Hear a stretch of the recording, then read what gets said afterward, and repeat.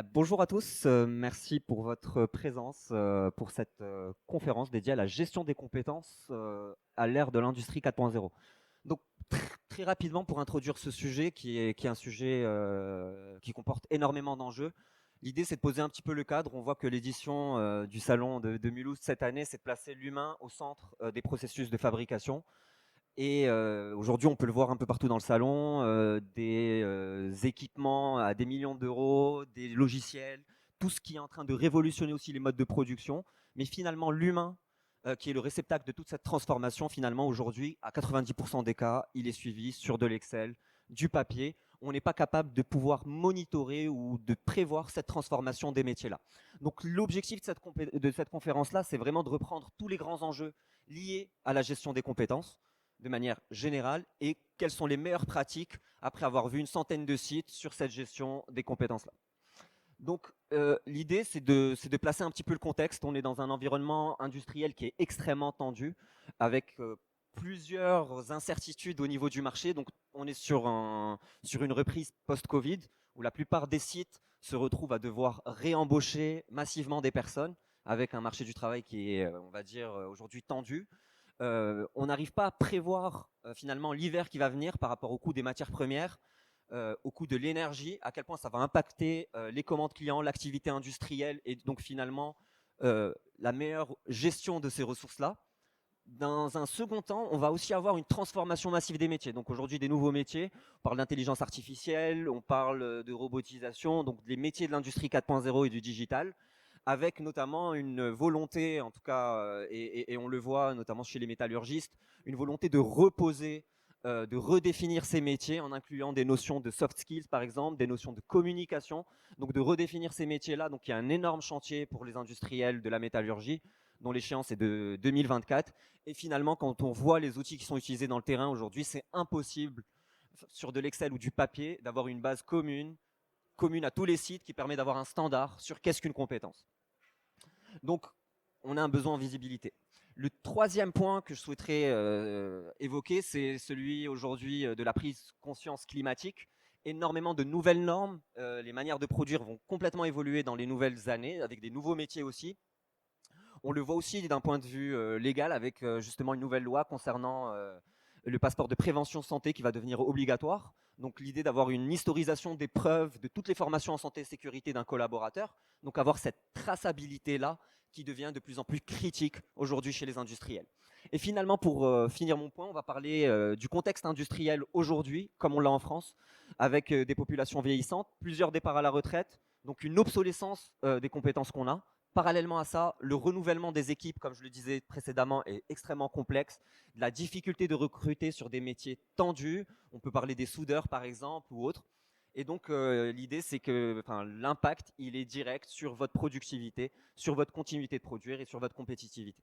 Donc à partir de tous ces éléments-là, on peut faire un focus sur le contexte industriel et de se dire finalement la gestion des compétences, elle a plusieurs volets et quels sont ces volets-là pour la maîtriser.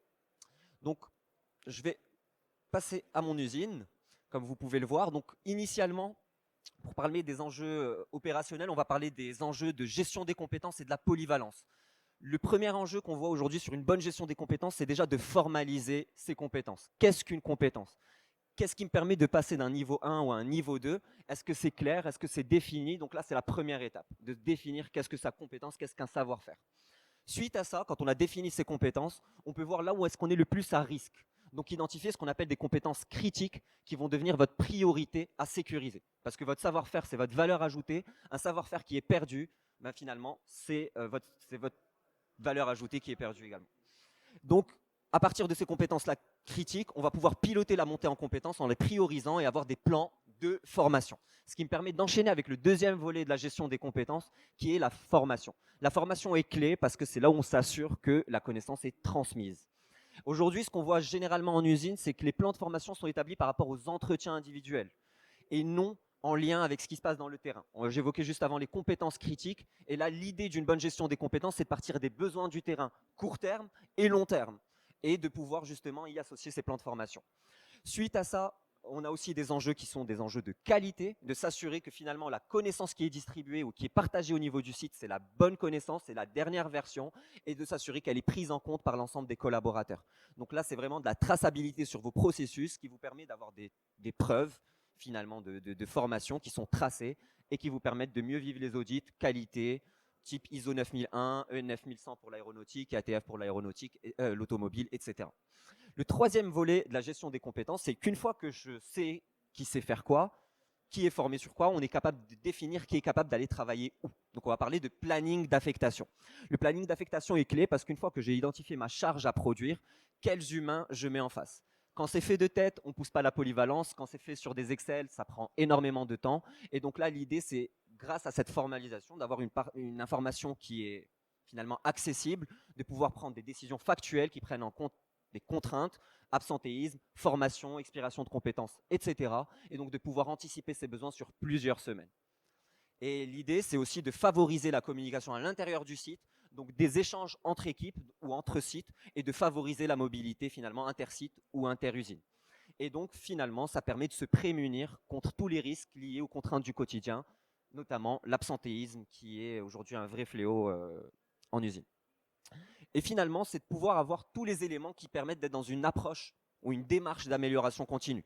Donc l'idée de pouvoir réduire le taux d'accident in fine, d'anticiper les risques de perte de savoir-faire et donc de pouvoir prévoir des plans d'action associés et finalement faire de la gestion prévisionnelle en prévoyant les métiers de demain, ces métiers stables, ces métiers critiques et quels sont les plans d'action corporate pour pouvoir avoir une démarche qui permet de sécuriser le savoir-faire et d'être compétitif en tout temps.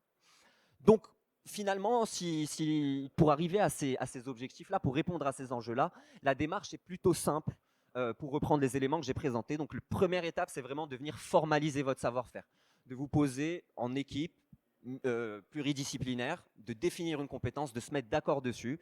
Une fois qu'on a sa base existante, on va venir la digitaliser. Donc, on va profiter au final de ce qu'on parle aujourd'hui de l'industrie 4.0 et des solutions qui existent. Donc, de centraliser la donnée, de faire en sorte qu'elle soit partagée et visible par tous. Une fois qu'on a digitalisé ces données-là, l'idée, c'est d'identifier les meilleures pratiques de formation, de gestion, de standardiser cette gestion du savoir-faire pour avoir finalement une manière uniforme de travailler qui soit pertinente en fonction de vos besoins. Et au final, être dans une approche d'amélioration continue, en pilotage, en améliorant continuellement vos processus et de contrôler finalement votre savoir-faire qui est encore une fois votre valeur ajoutée. Donc ça me permet de faire le lien un petit peu, cette approche que je vous présente là, c'est un petit peu ce qu'on a pensé chez Mercatim. Après avoir interviewé près d'une 50aine d'usines, on a compris que c'était la gestion des compétences qui allait être clé finalement sur la transformation des métiers qu'on est en train de connaître et qui pouvait être un réel levier de performance. Donc aujourd'hui, on accompagne une centaine de sites sur ces problématiques de gestion du savoir-faire dans 10 industries différentes. Et la différence entre les solutions qu'on propose aujourd'hui chez Mercatim et ce qui existe dans le marché, c'est qu'on est vraiment un usage opérationnel. 80% de nos utilisateurs vont être des chefs d'équipe de production, logistique, maintenance, qui vont pouvoir savoir où vont travailler leurs équipes, comment se porte leur polyvalence et comment gérer leurs équipes au quotidien. Les 20% restants, bien sûr, les ressources humaines pour suivre les plans de formation et la qualité pour s'assurer de la traçabilité de tous les processus que vous pouvez avoir en interne. Donc la volonté de Mercatim, aujourd'hui comment on se déploie chez nos sites, c'est d'être la colonne vertébrale du savoir-faire. C'est-à-dire qu'à chaque étage d'une organisation industrielle, on va avoir des usages qui sont précis, qui permettent de répondre aux enjeux de chaque étage d'une organisation. Si je vais chez les opérateurs de ligne, les personnes qui travaillent sur ligne, sur le plancher, leur objectif, c'est d'avoir une vision claire sur leur plan de développement, de savoir qu'ils grandissent chez vous, qu'ils sont engagés et qu'ils gagnent finalement en savoir-faire, en polyvalence. L'étage d'ensuite, c'est le chef d'équipe qui pour lui, c'est de sécuriser le placement de ses équipes, de travailler de manière optimale, de ne pas perdre en productivité, donc avoir des éléments comme le planning, ses matrices de compétences, identifier ses compétences critiques, donc de sécuriser finalement son affectation. Quand on monte à l'étage au-dessus, c'est la direction du site. La direction du site a énormément d'enjeux, donc de piloter la transformation des métiers, s'assurer qu'on ne perd pas de connaissances, qu'on a des process qui respectent les normes qualité établies, et surtout de sécuriser l'activité au niveau du site. Pas d'accident de travail, pas de personnes non habilitées au poste, des choses qu'aujourd'hui on n'a pas cette information qui remonte. Et finalement, pour des groupes multi-sites, industriel, on va standardiser les métiers pour avoir des métiers au niveau du groupe, avoir cette remontée et pouvoir identifier au niveau du groupe qu'est-ce qui est critique, où est-ce que devraient être les efforts de formation, de redéploiement de compétences ou de recrutement des nouvelles équipes. Donc voilà, c'est un petit peu tout par rapport à cette présentation. Je ne sais pas si vous avez des questions. Donc là, c'est une petite session de questions-réponses. Si jamais vous en avez, j'ai un micro qui est là pour ceux qui le souhaiteraient.